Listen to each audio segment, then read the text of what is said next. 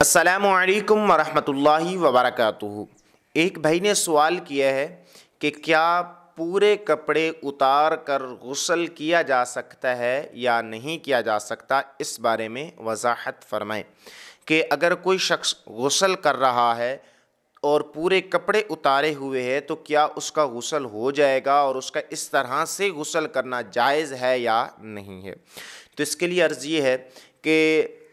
اس جگہ پہ منع ہے پورے کپڑے اتارنا جس جگہ پر غسل کیا جا رہا ہے اور اس کے ارد گرد جو ہے کوئی آڑ نہیں ہے، کوئی پردہ نہیں ہے اور اس کے اوپر بھی کوئی پردہ نہیں ہے، تو وہاں پر منع کیا گیا ہے کہ آپ نے مکمل کپڑے نہیں اتارنے۔ مکمل کپڑے اتارے جا سکتے ہیں، لیکن جو شرمگاہ کی حد ہے، شرمگاہ کی جو حد ہے وہ ناف سے لے کر گھٹنوں کے نیچے تک یہ مرد کی شرمگاہ ہے، تو اس کو ڈھانپنا، اس کو چھپانا اس بندے پر فرض اور لازم ہے کہ وہ ان جگہوں کو چھپائے۔ ہاں، اگر کوئی ایسی جگہ موجود ہے جہاں پہ غسل کیا جا رہا ہے اور اس جگہ پر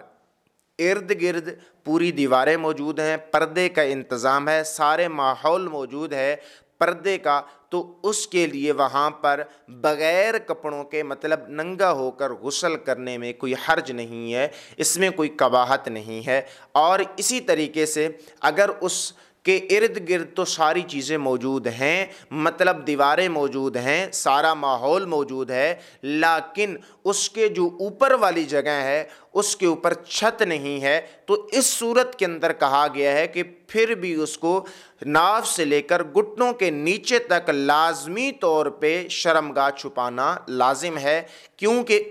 جو شخص اس طرح سے غسل کرتا ہے تو فرشتے جو ہے اس کے قریب نہیں آتے اور اللہ تعالیٰ کی رحمت بھی اس پر نہیں ہوتی، تو اس پر لازمی چاہیے کہ عمل کیا جائے۔ اگر کوئی شخص اس طرح سے غسل کر رہا ہے، اس طرح سے کام کر رہا ہے، تو اس کو شرمگاہ چھپا کر ہی غسل کرنا لازم ہے۔ ادروائز پردے کا مکمل انتظام موجود ہے، انصرام ہے، تو اس کے لیے یہ ضروری نہیں ہے کہ وہ کپڑے پہن کر غسل کرے۔ اگر کپڑے اتار کر بھی غسل کرے گا تو جائز، صحیح ہے، اس میں کوئی حرج والی بات نہیں ہے۔